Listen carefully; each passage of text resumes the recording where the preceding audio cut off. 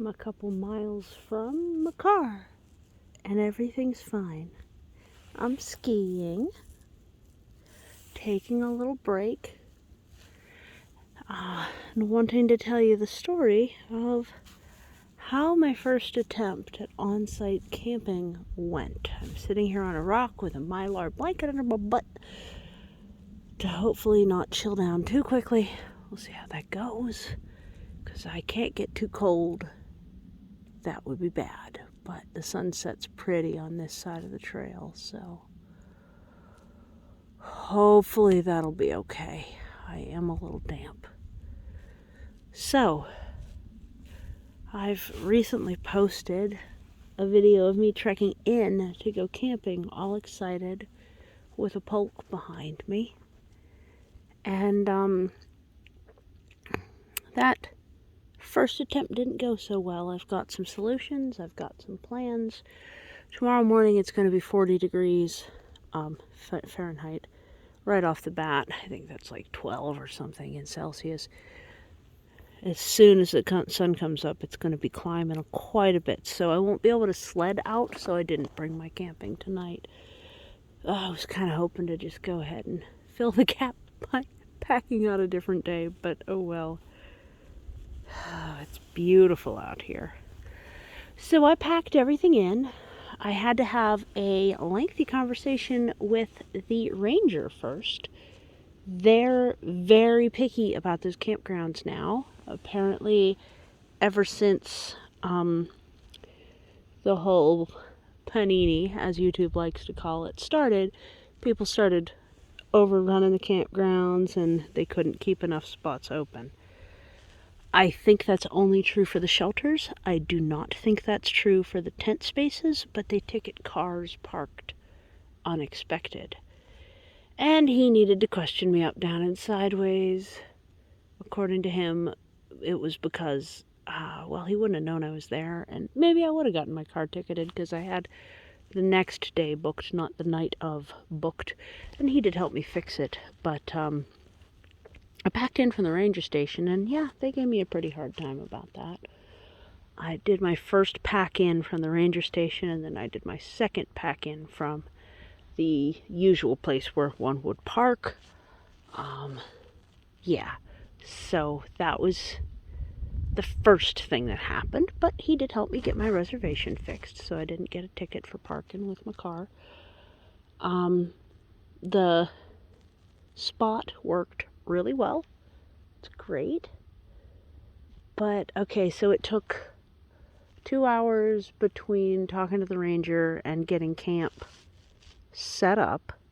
So then it was 6 to getting things at the camp, I think.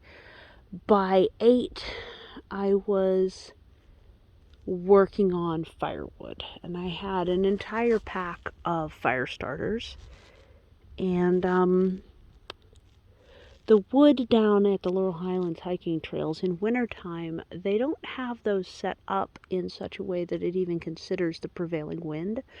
So the snow, when it's deep, packs in, and then it melts all onto the wood. And so for 2 hours, I had a constant flame on the same pieces of wood.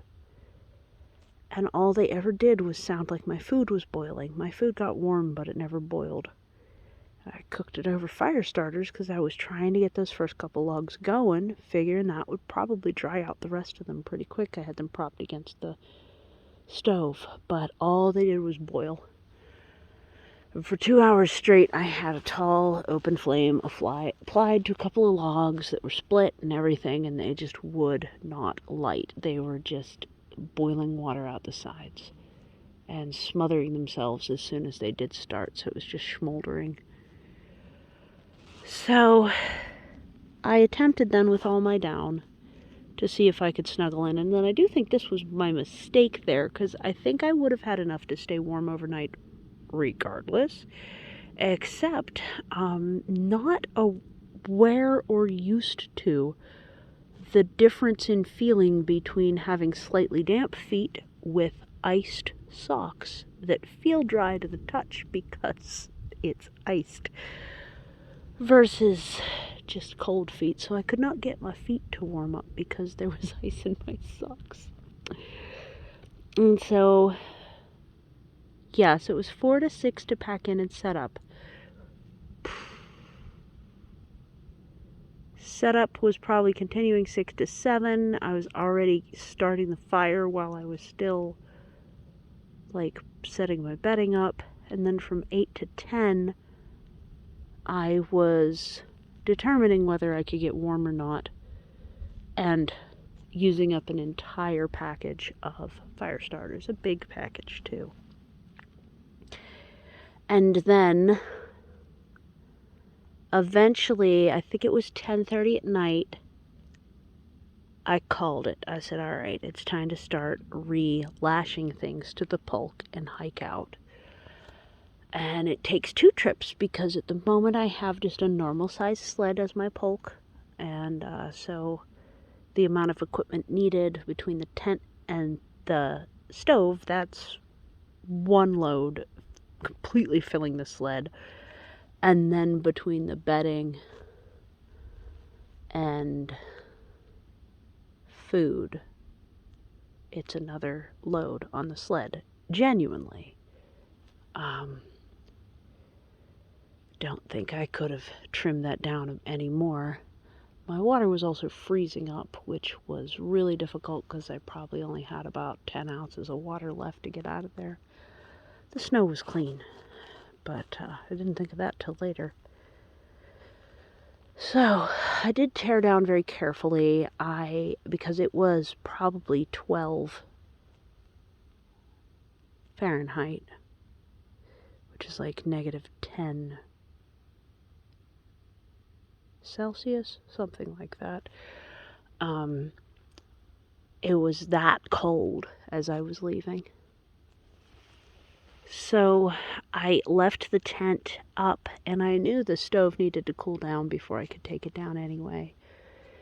Plus, I had noticed that I needed to be kneeling on my insulated bedding pad. So tent, stove, bedding pad had to be last. So I got as much possible as I could, everything else, onto the sled inside the tent. So I was sheltered from the wind because the wind was coming through pretty strong.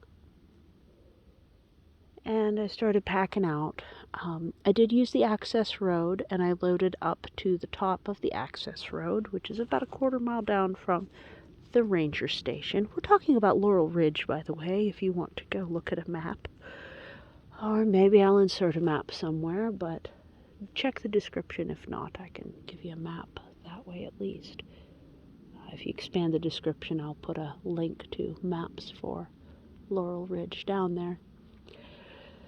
So I was taking a look through there, and I hiked up. It's a mile, and it's a pretty steep hill out. So the uphill and dragging the pulk, I had to take several rests on the way up the hill because the pulk is kind of heavy, even with only half my stuff on it, with the hill involved. And then I unloaded into my ground tarp at the top of the hill and tucked all of that behind a big roadside rock that I think was just designed to keep people from rolling the whole way into a pretty deep ditch there, or ending up extremely wrong with their cars. Like, it's probably better to hit a rock and still be near the road than it is to be the whole way in a ditch, right? So I tucked my stuff behind a really big rock there and went back down the hill for another round. I undid my tent, and in this point it's 11 p.m. Well, a little shy of. And I took down the stove, and I took down my hot tent, and I spent the time to lash it down to the pulk, and I laid out on sleeping pad for a moment before finally backing that up, because I needed to be kneeling on that. My knees were conducting all of my heat into the snow beneath me if I didn't have that insulation.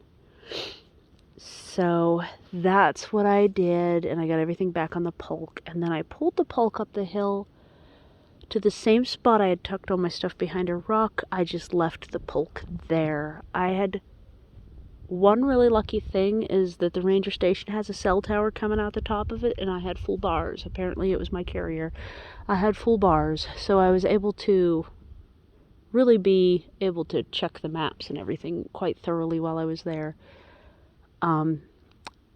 So at the top, I realized that I could go 2 miles down a steep hill, back up an even steeper hill to my parking spot, or I could walk along the road for 0.8, it said, miles, and that was almost entirely flat. It was a really gentle grade. It was uphill, but gently uphill.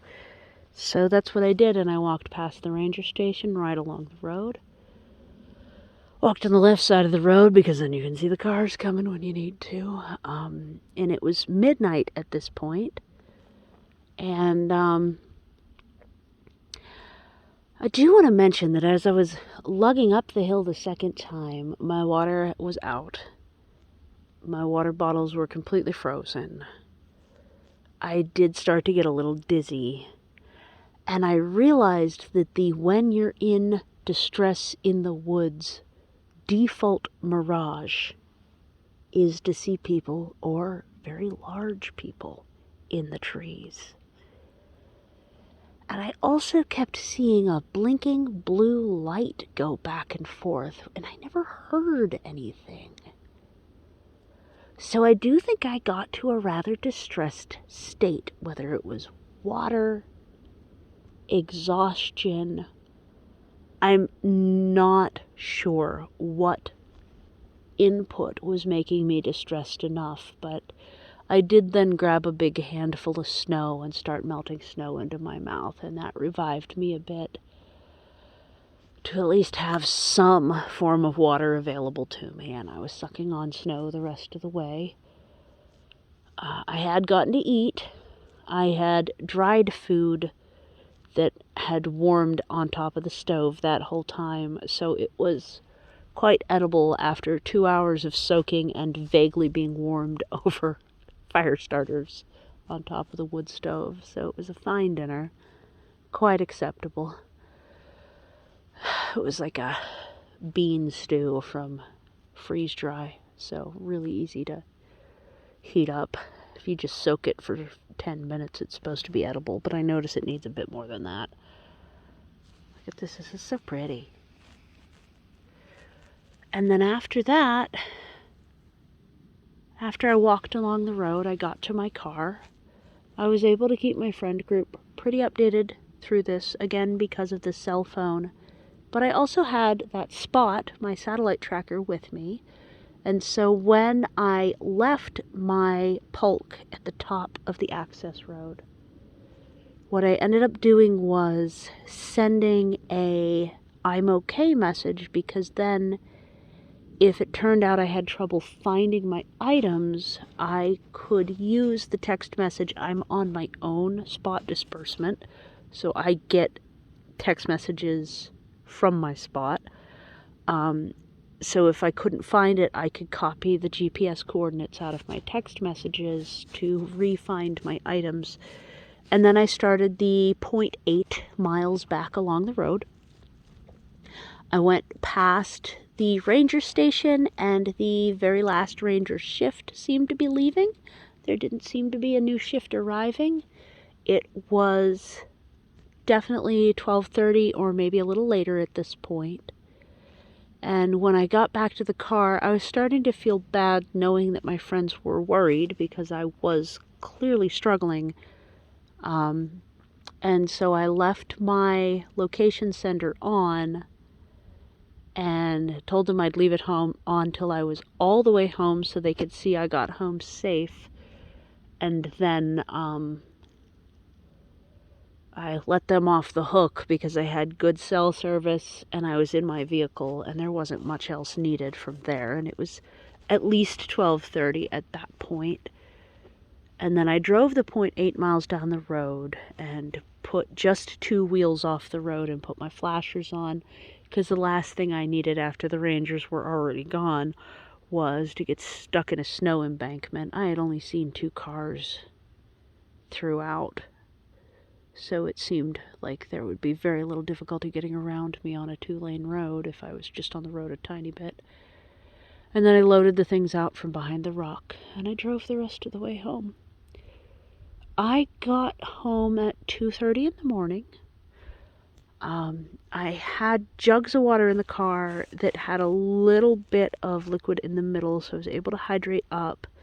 And then I stopped at the service station and I got Gatorade and some gummy bears, because I just needed to give myself a little bit of energy kick after all of that. And I slept amazingly that night. The mirages in the wood have me fascinated. I mean, I wouldn't doubt that those woods might be haunted, but at the same time, that's not what I think was happening. I think I was starting to see the equivalent of the desert mirage. As far as being in distress, I kept looking to my side and I would see like a full figure that probably would have been about 8 foot tall, and then I'd look again and nothing was there. I also wasn't hearing any footsteps. The forest trees were all covered top to bottom in snow. It was beautiful. I think if you go back one video, you'll see, oh my gosh, because I'm going to post that now, even though it's 2 weeks old, and then post this like the next day. So pretty. I didn't really let my friends know how in distress I was, because I knew I was going to get out, and I knew I just needed to stay calm and take the steps needed bit by bit and get out of the woods, literally. So, yeah, everything went interestingly for my first outing. Given how wet the wood is, I was considering the whole time I was coming up that big hill what my plan B was going to be. And Laurel Mountain is going to be my plan B. There's still a parking pad that's a mile-long access road from the camp. The access road's flatter, but it also goes by a house, so I think I'm going to go check that out tonight after I'm done skiing and see how that actually looks as far as use. And then the Laurel Highlands hiking trail goes down quite a bit and then up even steeper. So if I have to stick to the hiking trail to get in there, it's going to be harder. But from where my car gets parked, that is only about 3 miles down the road of a drive, not a hike, a drive, where they store wood indoors. So if I can't get firewood to start, I can get local firewood from the same forest. It's also just up the hill from a Giant Eagle. That's a grocery store for those not in PA. And just up the hill on the other side of the hill, which is a shorter side of the hill, from a dollar store. So there are better reachable amenities, closer amenities to the camp spot if I need to go get something. And then the warming hut has dry wood in it. And so if I need to get out of hypothermia, I can go heat up a warming hut. Whereas the other warming hut has, again, the same sort of damp, a little bit less damp because people use it a little more frequently, but still damp at the other warming hut. So those are my plans for next time. I'm going to use a different camp base and ski Laurel Mountain instead of Laurel Ridge. These are probably 30 miles apart through a massive forest that goes through the Laurel Highlands mountain summit region in Pennsylvania. And I am 30 miles away from where that happened 2 weeks ago, and where my excited polking and hiking into camp video was before I knew I wasn't going to be able to get a fire going. That wood literally sounded like my food was boiling for 2 hours straight. It was not going to get dry. So that's the plan. Here's this beautiful view. I know this trail really well, so I'm just going to ski out in the dark. It's a full moon tonight. The white snow helps a lot for seeing where you're going. Everything's really well tracked, so it's easy to find. My butt's starting to get a little chilly, so before I get colder, I'm going to get moving here. Sorry, I'm not going to show you the rest of the sunset, but it has been pretty, and I'm on Lipos Loop, Laurel Mountain cross-country ski area, pointed toward Ligonier right now. So, hope you're having a really good day, afternoon, evening, night, whatever the case is. And I'll talk to you hopefully soon. Take care.